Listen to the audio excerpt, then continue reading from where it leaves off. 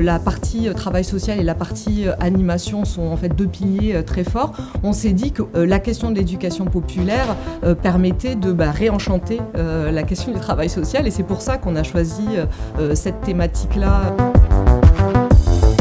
Aujourd'hui, si je devais me retrouver dans la question du réenchantement et du besoin de réenchantement, ce serait un besoin de réenchantement de notre projet social, de notre projet collectif, de notre société, de ce qui fait le nous. Ce qui était important pour moi aujourd'hui, c'était de me dire, il y a une journée, une occasion de pouvoir faire dialoguer deux mondes qui s'ignorent ou qui se regardent, ou voire même des fois qui se méprisent, qui sont dans des rapports en tout cas assez antagonistes et assez différents. Mais surtout, essayer de créer un pont autour de la question du travail et des situations opérationnelles dans lesquelles on agit. C'est-à-dire que c'est souvent un monde qui se regarde du point de vue des valeurs, c'est-à-dire moi je veux émanciper, non c'est moi qui est plutôt sur l'autonomie, moi je suis sur l'émancipation, moi je suis sur l'empowerment. Bref, on est sur des débats sémantiques, des débats de valeurs qui sont très importants. Mais par contre, on débat assez peu de concrètement comment qu'on fait aujourd'hui. On fait comment pour décider ensemble. Est-ce que d'ailleurs toi tu décides de la même façon que moi? C'est quoi ton rapport à la hiérarchie? C'est quoi tes marges de manœuvre, tes marges politiques? Et là il y a des ponts de connexion qu'on pourrait faire entre professionnels.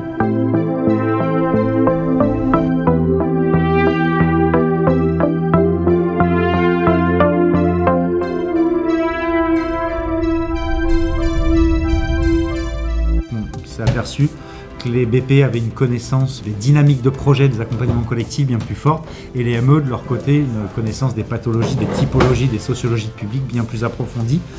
Et les uns les autres se plaignaient d'une forme de manque auquel l'autre catégorie de collègues répondait. Donc on a tenté des expérimentations croisées de formation pour répondre aux questions immédiates des professionnels de terrain, puis essayer de penser le travail social de demain.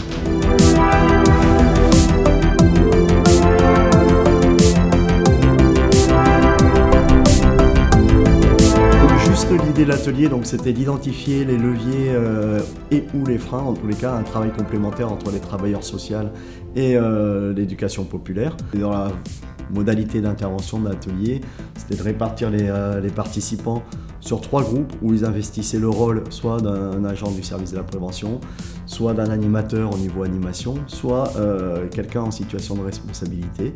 Et par groupe, ils identifiaient ce que eux, dans leur fonction initiale, ils sont en mesure de partager, de ne pas partager, ou ce qu'ils aimeraient développer si on devait être amené à travailler en permanence ensemble.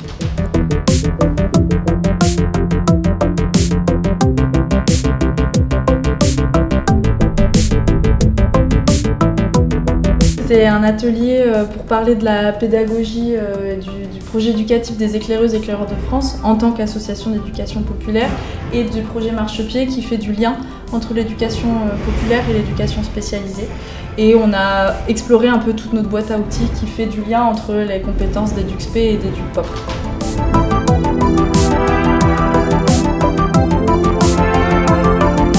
Les problématiques, toutes les complications qu'il peut avoir sur le parcours. Donc vous allez être pour 1 heure un réfugié.